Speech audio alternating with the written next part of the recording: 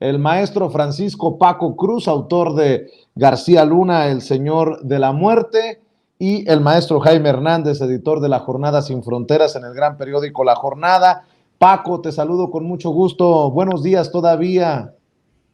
Vicente, ¿cómo estás? Buenos días. Jaime, buenos días. Principios de semana. Mira, estaban hablando del periódico español, que es un tema que tuvimos el fin de semana allá con Jaime. Y nada más déjame decirte, yo siempre he pensado hace mucho que son un periódico panfletero y chayotero. Y lo digo con conocimiento de causa, ¿eh? Lo digo en 2014. En 2014 están las fotos, ahí está todo el evento.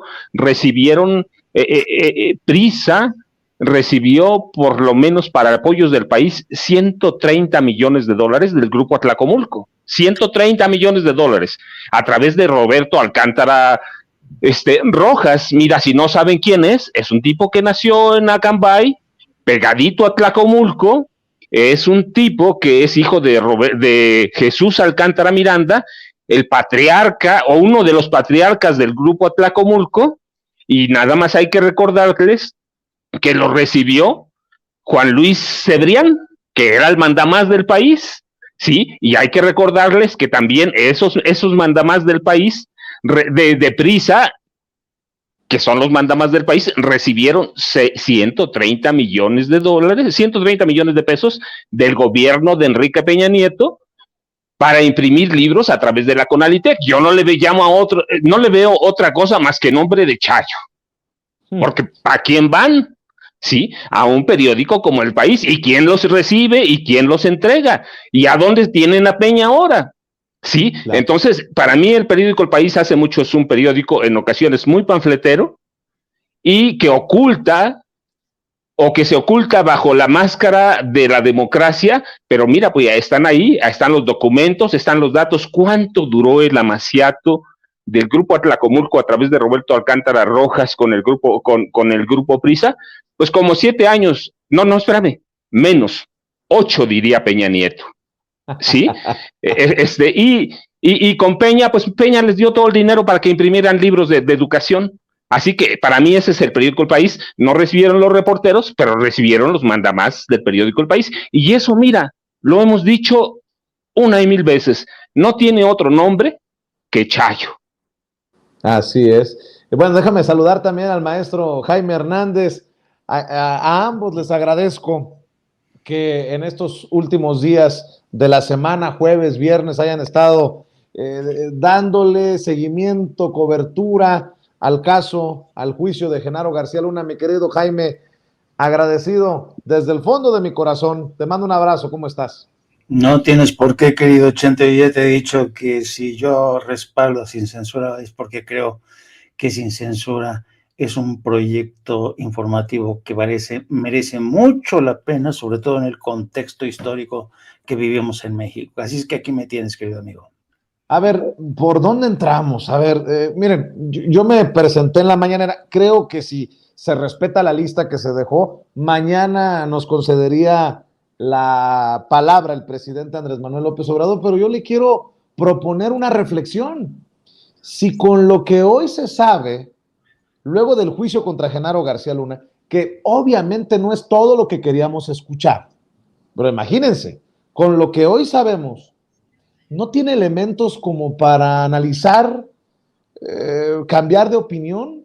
El presidente se ha mantenido con esto de perdón sí, olvido no, de no lanzar investigaciones contra los expresidentes. Pero hoy tenemos a 2 expresidentes cuestionados, por cierto, muy activos promoviendo marchas contra el gobierno, Vicente Fox y Felipe Calderón. Y fueron estos personajes los que apapacharon, encumbraron y convirtieron en un super policía a Genaro García Luna. Es de sabios cambiar de opinión. Por lo menos necesitamos, y bien me decía don Mario Toledo, nuestro jefe de información, pues una comisión de la verdad, tener claridad, una comisión de la verdad que esclarezca delitos de delincuencia organizada y narcotráfico desde los pinos, desde lo más alto del poder político en nuestro país. Bueno, al menos en los sexenios de Felipe Calderón y de Vicente Fox. ¿Voy bien o me regreso? Y se los pregunto, Paco, porque también estaba viendo lo que publica la querida Nancy Flores de la revista Contralínea y habla de los personajes que han sido cercanos a estos gobiernos como el de Felipe Calderón, que están metidos en toda esta situación. Dice ella que estarían implicados por acción u omisión los integrantes del Gabinete de Seguridad en tiempos de Calderón. El general Guillermo Galván Galván, quien fue secretario de la Defensa Nacional y tuvo control de la sección segunda encargada de la inteligencia militar, misma que en aquel sexenio tuvo la plataforma Pegasus, considerado el malware más avanzado a nivel mundial para el espionaje y con el que presuntamente combatían al narcotráfico. El almirante Mariano Francisco Sáenz Mendoza, secretario de Marina y quien estuvo al mando del área de inteligencia naval, que por cierto, este funcionario, exfuncionario ya fallecido, tuvo estrecho contacto con las autoridades estadounidenses a lo largo del sexenio. Francisco Ramírez Acuña, quien presuntamente sí habría hablado con Calderón de los nexos de García Luna con el crimen organizado.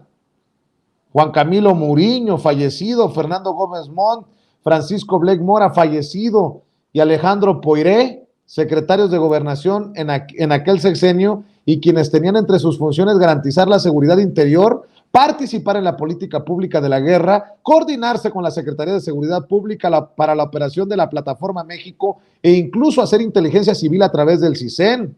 Eduardo Medina Mora, Marisela Morales y Arturo Chávez Chávez, quienes en aquel sexenio, en el de Calderón, se desempeñaron como procuradores generales de la República. Germán Martínez Cázares, Salvador Vega Casillas y Rafael Morgan Ríos, quienes fueron secretarios de la Función Pública y estaban encargados de fiscalizar la evolución patrimonial de todos los servidores públicos, incluido Genaro García Luna, Agustín Carstens, Ernesto Cordero Arroyo y José Antonio Meade Omid, ex candidato presidencial del PRI, secretarios de Hacienda y Crédito Público en el calderonismo, los que le autorizaron recursos a García Luna para la compra de sistemas de espionaje. Patricia Espinosa Castellanos, secretaria de Relaciones Exteriores, quien estuvo al frente de las negociaciones con Estados Unidos y la cooperación con el país vecino para la llamada Iniciativa Mérida, y en fin, hace un mapeo Nancy Flores en la revista Contralínea sobre estos personajes. Por eso yo pregunto, ¿y ahora qué le proponemos al presidente Andrés Manuel López Obrador, mi querido Paco, sin afán de amarrar navajas ni de confrontar? Al contrario, lo que queremos es que en México haya claridad de todo lo que no se dijo, por ejemplo, en el juicio contra Genaro García Luna, pero podemos empezar con lo que ya sabemos, con lo que hoy sabemos. ¿O tú cómo la ves, Paco? Mira, Vicente, yo incluso acortaría un poco la línea, la lista, que la dimos ya sin censura, pero yo la cortaría. Hay varios personajes que son fundamentales. Uno es Guillermo Valdés Valdés, que fue director del CISEN con Calderón. Él tenía el expediente secreto de Genaro García Luna, que es el que recibí yo, ¿sí? Para el Señor de la Muerte. Él lo tenía, que ahora se está deslindando, lo defiende. Está Alejandro Poiré, ciertamente, sí, que también tuvo, que también fue director del CISEN, que tuvieron los expedientes. Está Santiago Krill Miranda, que fue secretario de Gobernación con Fox, y ahí tenían el CISEN, porque dependía de él, tenía el expediente secreto de Genaro García Luna. Tiene razón, Fernando Gómez Montt, que fue secretario de Gobernación y fue militante del PAN hasta que renunció, pero que era gran amigo de Genaro García Luna. Ciertamente están los dos presidentes, ¿sí? Fox y Calderón. Está Margarita, está Martita Sagún. Entonces, mira, podemos hacer una lista seria de quienes tenían acceso a los expedientes de Genaro García Luna. Alejandra Sota Mirafuentes, que fue la directora de comunicación social del gobierno de Felipe Calderón. Alejandra Sota Mirafuentes fue la responsable de preparar, supervisar aquel programa que le dieron a Televisa por 120 millones de pesos, el equipo que no sé qué era, si novela, telenovela, un cuento, no lo sé, pero que tenía el objetivo de preparar la imagen política para lanzar la candidatura presidencial de Genaro García Luna. Está Gil Swart, que es uno de sus defensores abiertos y que fue un personaje muy cercano a Genaro García Luna y a Felipe Calderón. Entonces sí, claro que tiene que haber, y para que no sea largo, pero mira, hay una tarea pendiente que sí es bien importante, a través de los canales diplomáticos, y esta es la tarea ¿para quién? Para el secretario de Relaciones Exteriores, para Marcelo Ebrard. Ellos pueden pedir la carpeta de investigación, aquel millón de hojas, acceso a aquel millón de hojas que tienen los fiscales de Estados Unidos. Es decir, sé que no es fácil, pero pueden empezar las tareas diplomáticas para saber. Ya el Senado de Estados Unidos pidió la apertura o pidió acceso a ese millón de fojas, como le llaman en el Poder Judicial. Pues puede el gobierno empezar a hacer eso, porque se tiene que hacer a través de canales diplomáticos. Así que no, sí hay que hacerlo, y hay, mira, está Linda Cristina Pereira Gálvez, que ahora es prácticamente la jefa del lavado de dinero del cártel Calderón, Fox, García Luna. Así que hay tareas y hay una lista, y hay una lista de amigos de Genaro García Luna que lo impulsaban a la candidatura presidencial. ¿Cómo ves tú, mi querido Jaime? Investigación, cambiar de opinión y abrirles investigación, no digo juicio, investigación a los expresidentes por lo que hoy sabemos por el juicio, o apuntarle, apostarle, empujar, presionar por una comisión de la verdad. Mira, yo ciertamente, yo francamente estoy decepcionado, muy decepcionado por esta forma en que el presidente ha querido dejar en paz a los corruptos, a los ladrones, a los criminales. Él habló en un principio como él creía y sigue creyendo, por lo visto, en una suerte de ley de punto final, como la que abrazaron los argentinos, ¿no? Pero yo creo que en el caso de México estamos ante un fenómeno completamente distinto.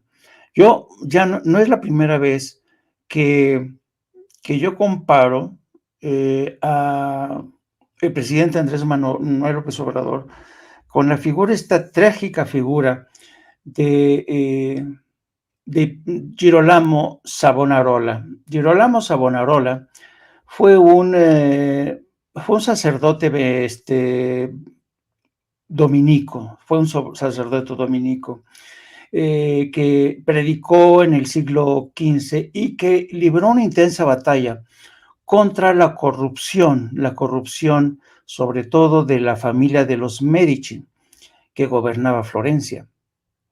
Y Girolamo de Savonarola es conocido por esta famosa frase que es la hoguera de las vanidades. ¿A qué se refiere?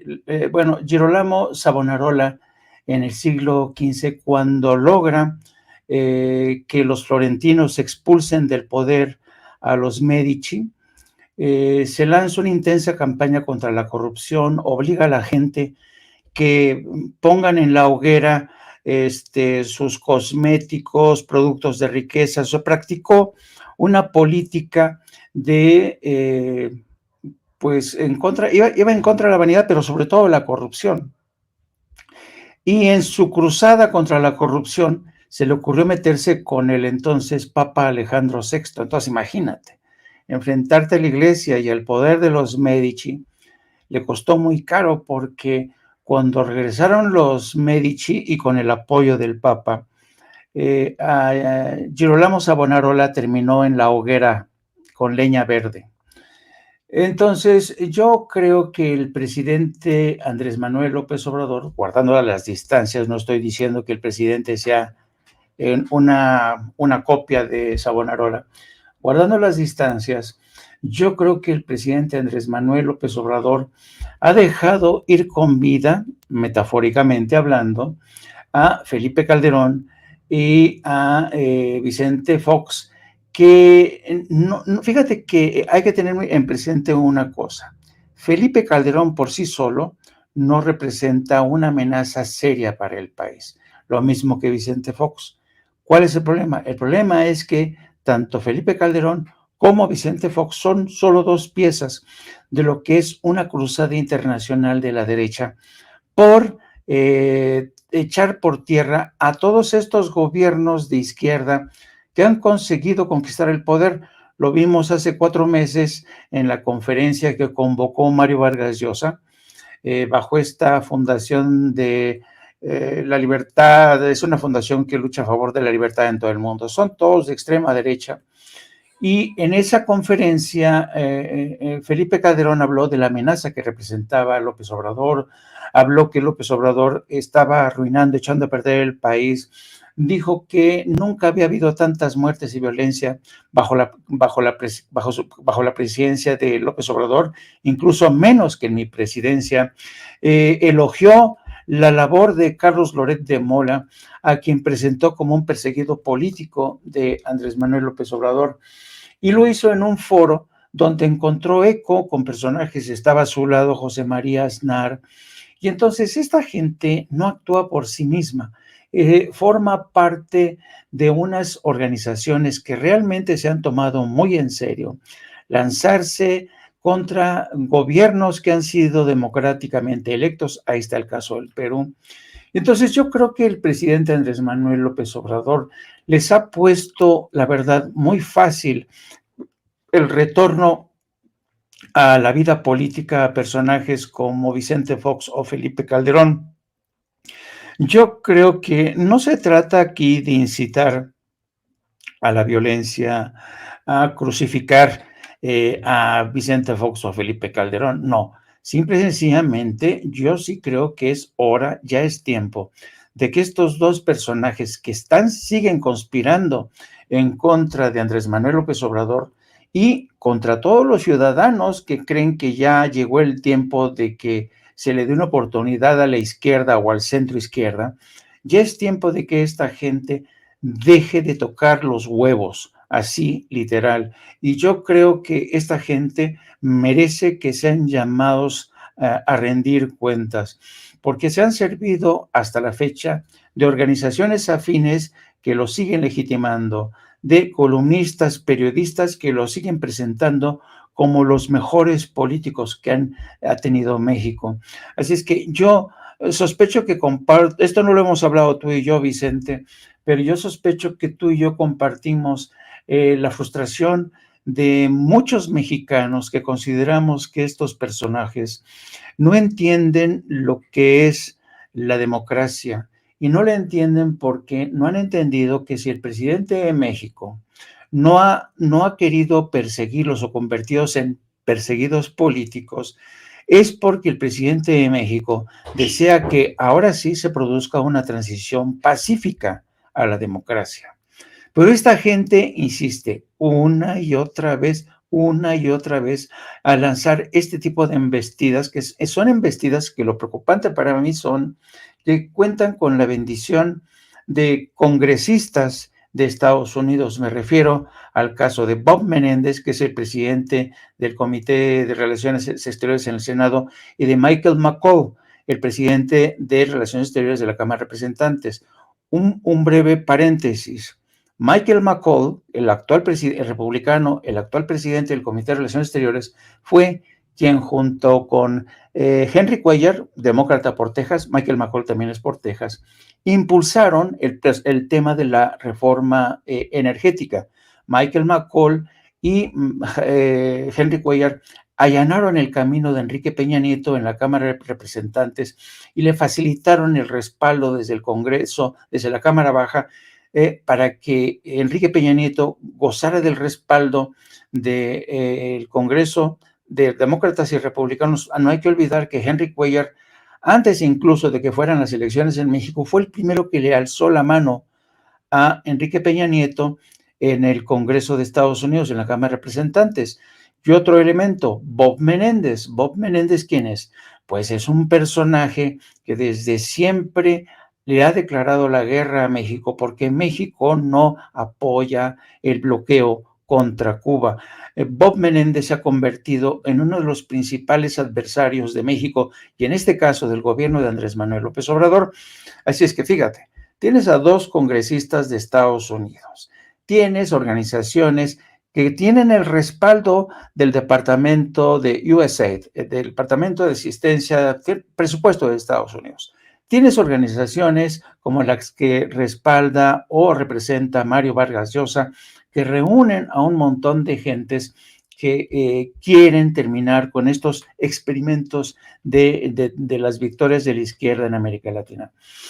Entonces, ¿qué quieres que te diga? Ante continua embestida, la verdad es que yo me siento muy frustrado porque veo que los enemigos le han crecido como enanos al presidente y no me preocupa, fíjate, no me preocupa la marcha de ayer, porque yo considero que la marcha de ayer fue sobre todo un espejismo. La marcha de ayer para mí es un espejismo. ¿Y por qué digo? No es que quiera yo faltarle al respeto a los que por convencimiento legítimo decidieron ir al Zócalo. No. ¿Por qué considero que esto es un espejismo?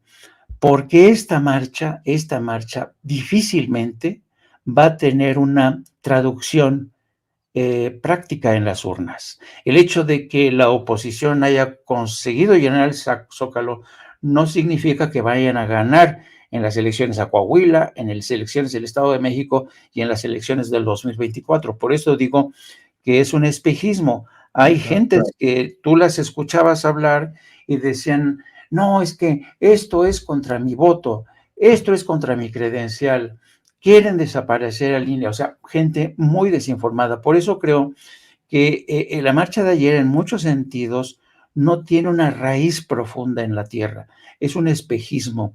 Y como se suele decir, el que muere o cae víctima de un espejismo merece un buen funeral. Ahora, ¿cómo entendemos las declaraciones de Pablo Gómez? Estaba leyendo este artículo de Milenio, mi querido Paco, mi querido Jaime, y la verdad es difícil de digerir, que nada más han encontrado, dice Pablo Gómez, una cuenta de 21,000 pesos en México, ni propiedades, lujos o dinero. Las autoridades mexicanas apenas le han podido encontrar a Genaro García Luna 21,000 pesos, en contraste con los más de 745 millones de dólares que el gobierno federal intenta recuperar de Estados Unidos, dinero que transfirió para la compra de bienes muebles e inmuebles como casas de lujo, automóviles de colección, pero en México no hay rastro de fortuna alguna, y su círculo más cercano, el entorno de García Luna, cuenta con 25 millones de pesos. Esto en el marco de el amparo concedido a Cristina Pereira, la esposa de Genaro García Luna, que cuenta con 10 cuentas bancarias que contaban con pocos fondos, pues la mayoría está en Estados Unidos, pero actualmente la UIF mantendría congelados 4 millones de pesos de cuentas de empresas y personas directamente vinculadas a la red del exsecretario de Seguridad Pública, además de $500,000 de pesos de sus socios y los 21,000 pesos del propio García Luna. Por eso creo que es relevante definir, y de aquí para adelante, ¿qué? A ver, Paco, ayúdanos. No, mira, Vicente, primero, sí, ¿por qué no hay rastro del dinero? Eso es muy comprensible, no ahora, desde los 80, principios de los 80, los funcionarios mexicanos corruptos ya sabían cómo esconder el dinero, es decir, tenían el camino seguro a los paraísos fiscales. Por ejemplo, ya sabían que en Panamá les cobraban una comisión por poner el dinero en los bancos de Panamá, de ahí transferirlos para perderles el rastro a paraísos fiscales como Turcas y Caicos, como las Bahamas, como Barbados, transferirlos a cuentas de bancos en África y después regresarlos de nuevo y enviarlos a cuentas en Europa, sobre todo a Suiza. Es decir, sí hay forma de perder el rastro de 745 millones de dólares.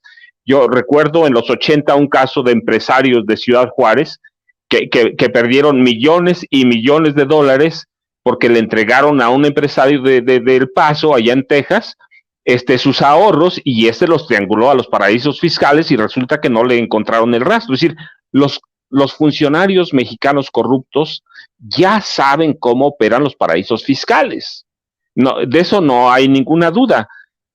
Cuando empezó el juicio, recuerdas lo que dijimos es, pues no importa lo que salga, lo importante es que México tenga bases suficientes para iniciar investigaciones a Genaro García Luna y a todo el séquito que lo sigue, y ese séquito incluye a Calderón y a Vicente Fox, a Margarita y a Martita.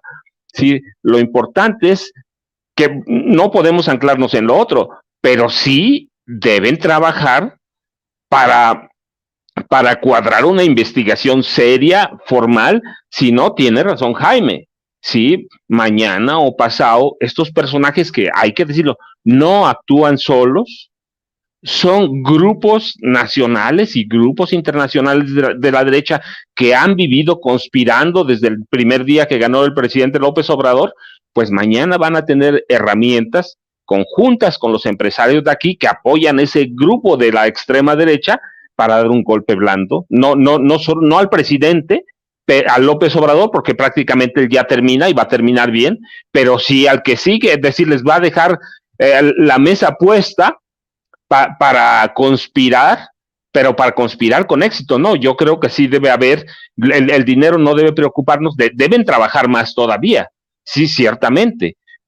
Pero te digo, la cuestión es que los funcionarios mexicanos lo conocen, cómo funcionan los mecanismos bancarios internacionales para esconder dinero, para esconder propiedades, para triangularlas y ponerlas a nombres de terceros.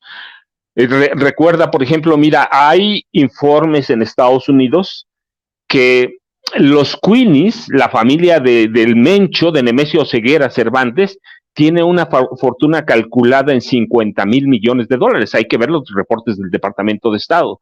50,000, y no los pueden encontrar, 50,000 millones. Se supone que es el cártel más rico, que es parte del cártel Jalisco Nueva Generación. Sí, hay mecanismos para esconder el dinero, incluso en parte de Estados Unidos, aunque finalmente, como ellos son los dueños del sistema bancario, terminan encontrándolo y quedándose con él.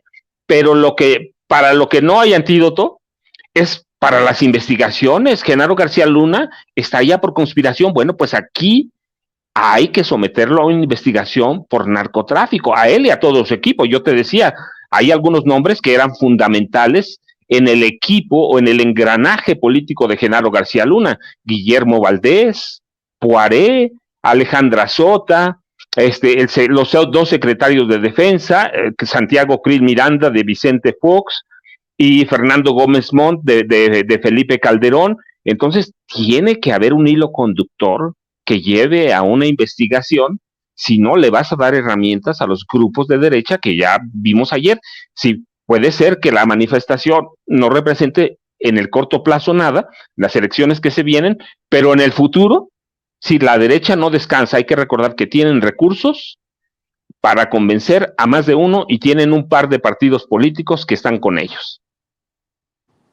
Mi querido Jaime, me llamó mucho la atención que los que salieron a marchar ayer se hayan dado a la tarea en friega para bajar esta gran lona que se soltó desde uno de los edificios ahí en el cuadro principal de la ciudad, en el Zócalo, y veía cómo también en algunas otras partes buscaban quitar los pósters de García Luna, estas imágenes de llamar la atención, ¿no? Pues que duela tanto. Claro que debe de doler, pero también interesante cómo buscan en un control de daños, por ejemplo, señalar falsamente.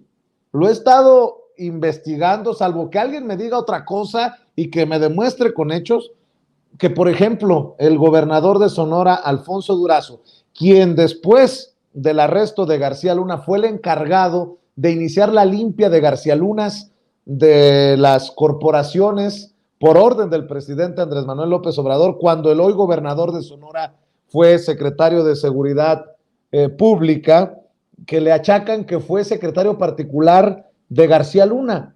Y pues es mentira. Me llama mucho la atención que en el Zócalo caló hondo la figura de García Luna ligada al PAN, no puede ser de otra manera, que buscaban destruir todo lo relacionado en este sentido, y que después se hayan sacado en redes esta campañita que se movió a través de WhatsApp de Alfonso Durazo, era secretario particular de García Luna, o sea, una de los brazos del presidente Andrés Manuel López Obrador ligado a García Luna, lo que no es cierto. ¿Cómo ves, Jaime? No escucho a Jaime, compañeros, perdón que perdón. ¿Ya? Sí. My mistake, perdón, my mistake. Te decía que, mira, yo, qué curioso, a mí también me llamó poderosamente estas imágenes donde gente primero enrabietada hace lo imposible por descolgar el muro donde se ve la figura de Genaro García Luna y el logotipo del PAN. Y luego esta gente que trata de quitar la foto, ¿no?, de Genaro García Luna declarándolo culpable, ¿no? Y fíjate, yo siempre, esa es la ventaja de ser un viejo. Como dicen, el diablo sabe más por viejo que por diablo. Yo he sido periodista toda mi vida, he recorrido no sé cuántos países donde por lo general ha habido guerras civiles, intentonas golpistas, golpes de Estado. Y después de todos esos años, ¿sabes qué he aprendido, querido Vicente? Que las paredes y los muros de las calles hablan. Las paredes y los muros de las calles, las paredes de las calles hablan, porque es ahí donde uno ve reflejado el estado de ánimo de una población, de unos ciudadanos. Yo recuerdo muchísimo una primera impresión cuando yo recién regresé a México después de 30 años. Una de las primeras imágenes que a mí me llamó la atención fue en el metro, cuando había un espectacular de estas de publicidad de noticiarios y estaba Ciro Gómez Leiva, ¿no? Así. Y la gente ya le había pintado cuernos, le había bigotes, le había ennegrecido los dientes, y entonces te das cuenta, bueno, este informador, este presentador de televisión, por lo visto, no goza de las simpatías populares, ¿no? Entonces, yo le tengo mucho respeto a las pintadas que aparecen en las calles. No siempre son un fiel reflejo de la realidad total. A lo mejor son una manifestación caprichosa de un ciudadano que a lo mejor cree que un graffiti es arte. No. Pero aquí, en este caso, era sintomático ver cómo los muros de las calles ya consignaban un hecho que había causado una tremenda conmoción. Y cómo ciudadanos de la derecha y conservadores intentan, ¿sabes?, tratar de negar esa realidad, tratando así como changuitos, ¿no?, tratando de quitar, de romper eso, porque no va, para que no, ¿sabes?, no salpique, no echa a perder esta ilusión óptica que crearon el domingo. Por eso yo le digo que fue un espejismo, porque si tú desoyes lo que dicen los muros, si tú desoyes lo que dicen las pintadas en las calles, porque entonces no estás haciendo bien tu trabajo como periodista, ¿no? Y entonces también te estás dando cuenta que mucha gente que está cayendo y que cayó víctima de la propaganda, porque ha sido un bombardeo continuo.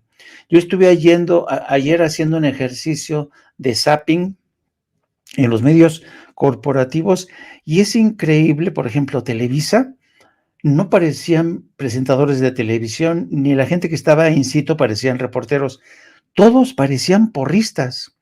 Sí, aquí está llegando la gente y la gente está muy convencida de que tiene que defender al INE y te quedas, ¿what? Y entonces, pues ya de esto hemos hablado en otras ocasiones, lo que llamaba Chomsky manufacturar el consenso, ¿no? Cómo crear un consenso a partir de un bombardeo de publicidad, ¿no? Por fortuna, ya existen los muros, que muchas veces los muros se adelantan en algo que le está pasando o que le va a pasar a la sociedad. Los muros, por eso hay que verlos, hay que escucharlos. Lo que dicen las calles hay que escucharlos. Lo que dice un vendedor de tacos, la que vende tamales, hay que escucharlos, porque ellos son el eco de los sentimientos que recoge todo un movimiento. Así es que la verdad a mí se me hizo muy significativo porque desde mi punto de vista es un ejercicio tan fútil, querer borrar de los muros, de las paredes, una realidad que está ahí, que es palmaria, y en muchos sentidos es que tratan, fíjate el impacto que crea en la gente este constante bombardeo informativo de poner en tela de juicio la culpabilidad de Genaro García Luna y por tanto de Felipe Calderón, de Margarita Zavala, de Vicente Fox, del PAN, ¿no? Y entonces, francamente fue una de las imágenes que a mí más me llamó la atención. Este empeño por borrar de los muros, por quitar de las paredes una realidad incontrovertible, que el PAN está defendiendo como nunca a García Luna y al mismo tiempo se desmarca de García Luna. Y la gente intenta quitar esta imagen que tenemos ahorita en pantalla, donde dice García Luna culpable. O sea, yo no le encuentro sentido. ¿Para qué lo quitan? No entiendo. Y con esto van a callar a los muros de la ciudad. Con esto van a borrar lo que es una verdad indiscutible. Por eso a mí me resulta fascinante cómo la estupidez humana es uno de los elementos que siempre va a estar presente. Yo, la verdad, antes yo me irritaba mucho con la gente estúpida, desinformada, pero tengo que aceptar que forma parte de nuestra realidad, sobre todo en un entorno como el que vivimos, donde los medios de comunicación han dejado de jugar un papel fundamental en defensa de una auténtica democracia, donde los medios de comunicación han dejado de ser fieles custodios de la libertad de expresión y la verdad, y donde desafortunadamente las grandes corporaciones han convertido en rehenes a esos medios de comunicación y ya no nos queda a los ciudadanos otra alternativa más que los medios independientes, las redes sociales, el ruido de la calle, la voz de la calle, los muros y sus pintas. Y yo creo que con eso es más que suficiente para que millones de mexicanos estén convencidos de que lo que ocurrió el pasado domingo no hay que espantarse porque yo insisto, para mí es un mero espejismo. Estoy casi convencido de que con este acto multitudinario en las que hay imágenes, hay una colección de imágenes en la que ves a gente arrastrada por su propia voluntad, por sus jefes, por sus patrones, amenazados con cancelación de contratos, amenazados con quitarles un día de salario. Así es que yo creo que por eso mismo insisto, lo pasado el domingo es un espejismo hasta que se nos demuestre lo contrario. Por cierto, me acaba de confirmar Santiago Nieto, el extitular de la Unidad de Inteligencia Financiera, para esta noche en Sin Censura Nocturno. Nos vemos por ahí de las 7:30, es lo que me ha dicho, me ha confirmado a través de WhatsApp Santiago Nieto, hoy encargado de la oficina de la Procuraduría de Justicia del Estado de Hidalgo, quien precisamente denunció este caso de Genaro García Luna cuando fue titular de la Unidad de Inteligencia Financiera y sobre los millones que habría transferido García Luna desde México hacia paraísos fiscales y mantener esta vida de lujos en Florida. Así que no se puede perder la entrevista con Santiago Nieto, hoy alrededor de las 7:30 de la noche, de la tarde, dependiendo en dónde nos esté viendo y escuchando. Y bueno, en momentos en que, y creo que esto lo comentaron ya con Toño,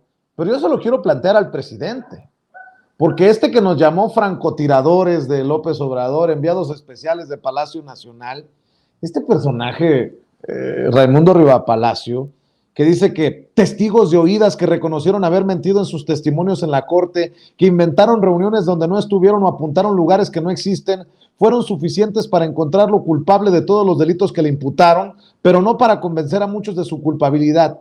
¿Es cierto que recibió sobornos del cártel de Sinaloa? Realmente no se sabe porque nunca se mostró ninguna prueba de ello. ¿Protegió el cártel del Pacífico? Tampoco hay evidencia. Ándale, pues.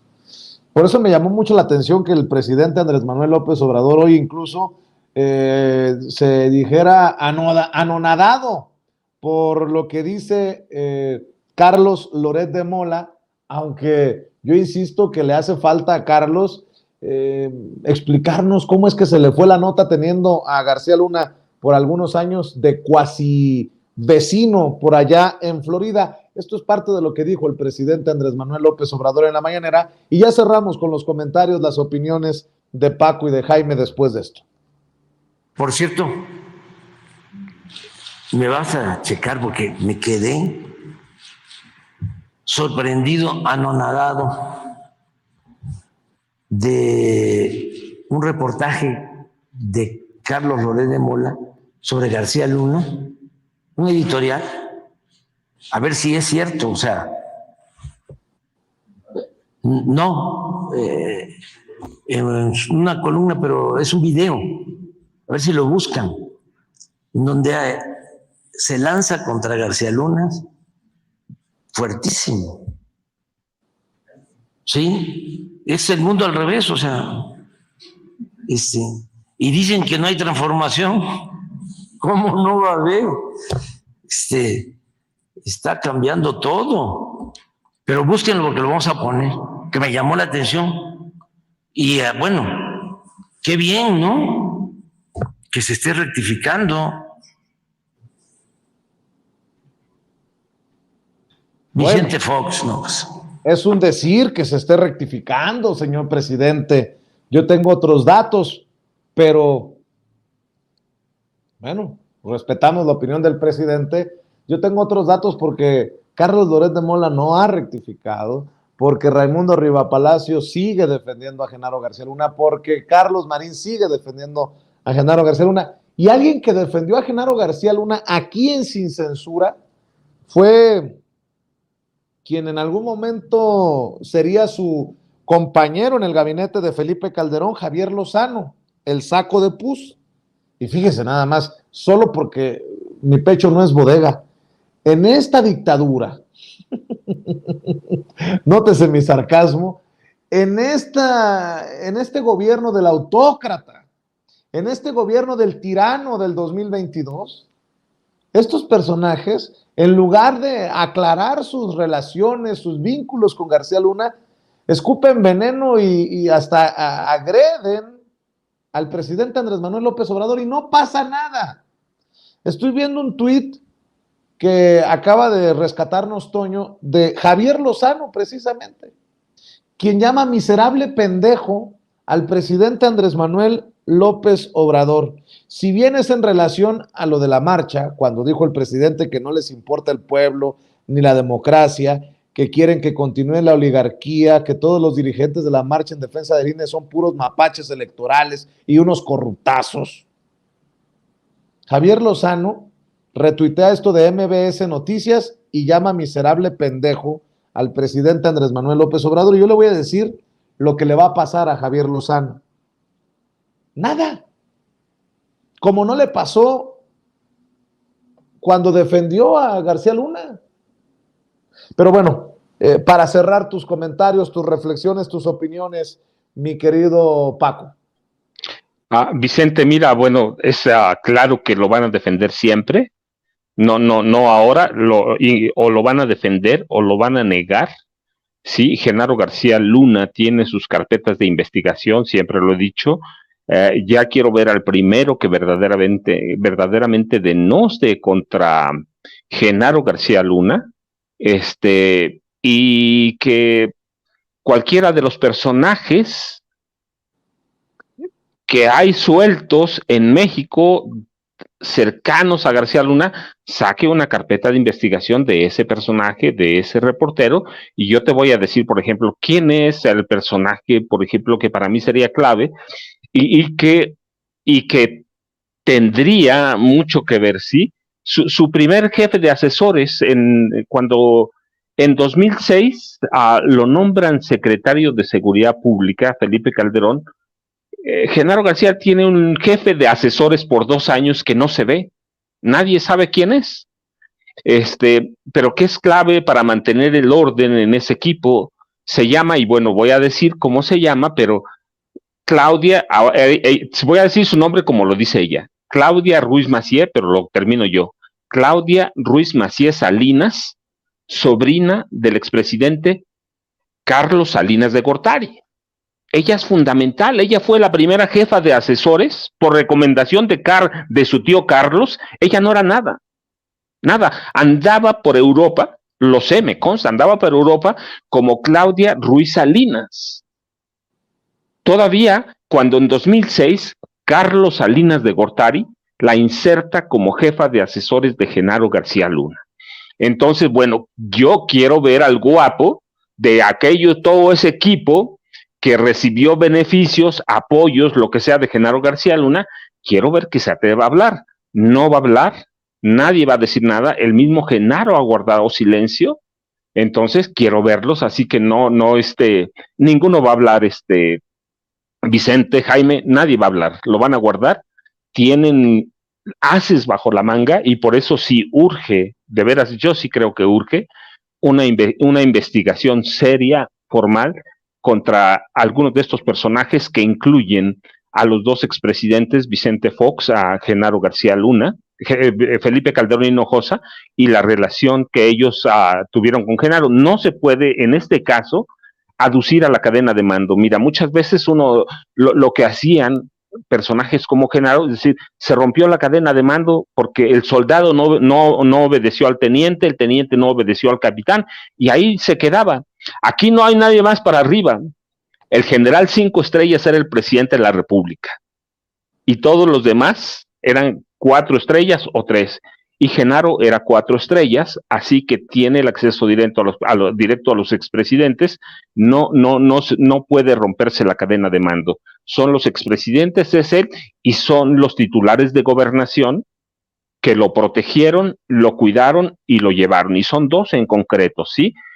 Santiago Krill Miranda, Fernando Gómez Montt, que hoy es famoso por su sobrina, Inés Gómez Montt, y los 2 directores del CISEN, que conocían y debieron tener en sus manos los expedientes de Genaro García Luna. Si no lo conocían, pues digo, ¿en qué manos estaba la seguridad nacional de este país, Vicente? Así que nadie va a hablar. Mi querido Jaime, ¿con qué cerrarías tú?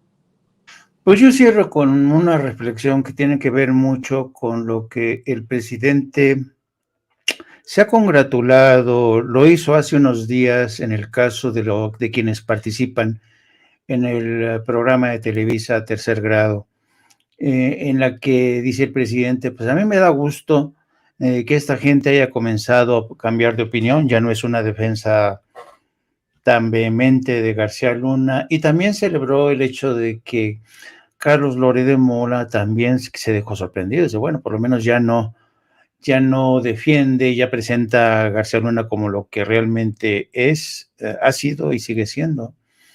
Y dice el presidente a propósito de una entrega en la que Loret de Mola insiste de forma torticera, engañosa, en que en el juicio de Nueva York se mencionó el pago de $7 millones a Andrés Manuel López Obrador.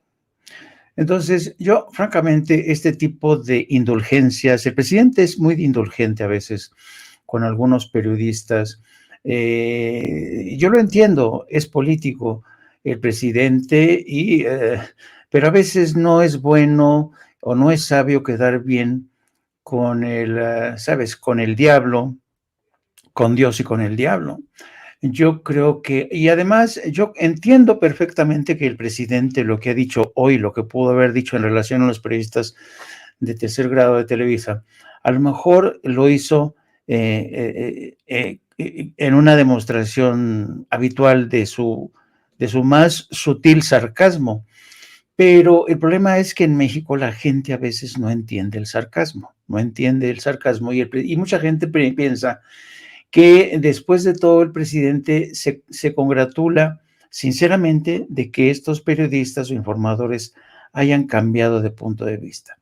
A mí no me convence porque yo creo que estos periodistas, estos informadores, han formado de parte de un régimen corrupto del antiguo régimen. Y yo he aprendido, como decía citar los viejos historiadores, hablando de los grandes revolucionarios, cuando citan a los grandes revolucionarios diciendo, hemos acabado con el antiguo régimen, dice, ahora falta por saber si ese antiguo régimen no acaba con nosotros.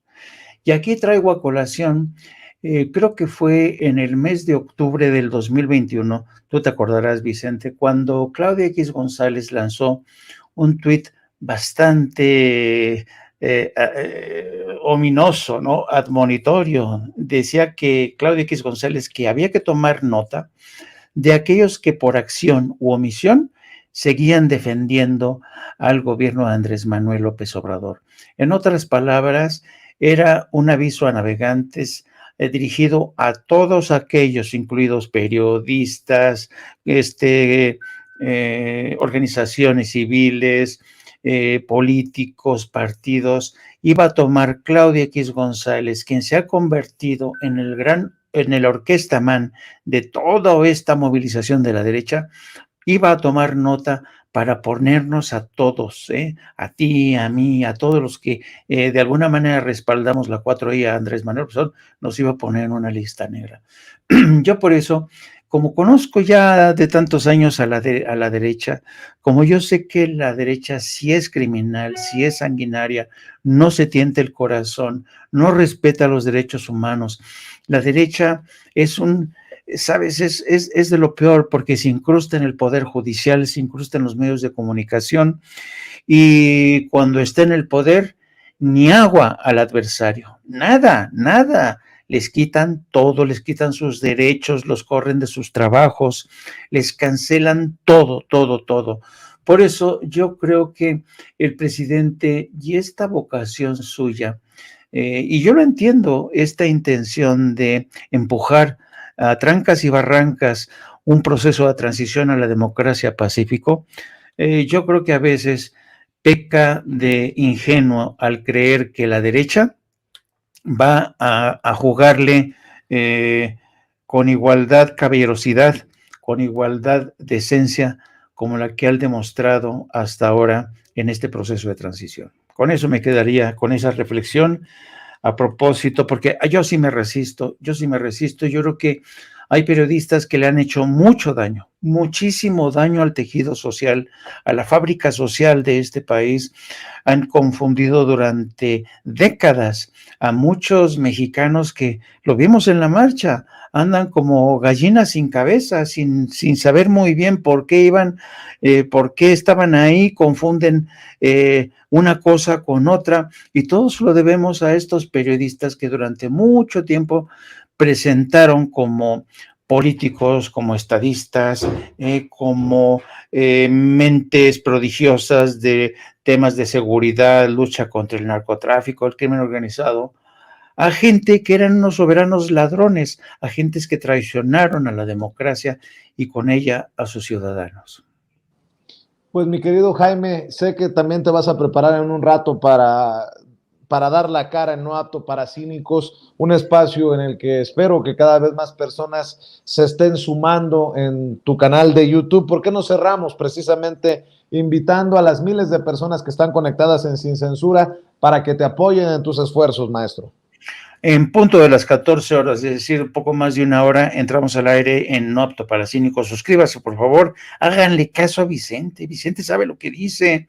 También les pido que nos sigan a través de nuestras redes sociales en @JaimeJourno y también a través de la sección de la Jornada Sin Fronteras. Como siempre, muy agradecido de estar en este espacio, Vicente, sobre todo porque tengo de veras el privilegio de compartir con el maestro Paco Cruz, a quien yo admiro mucho.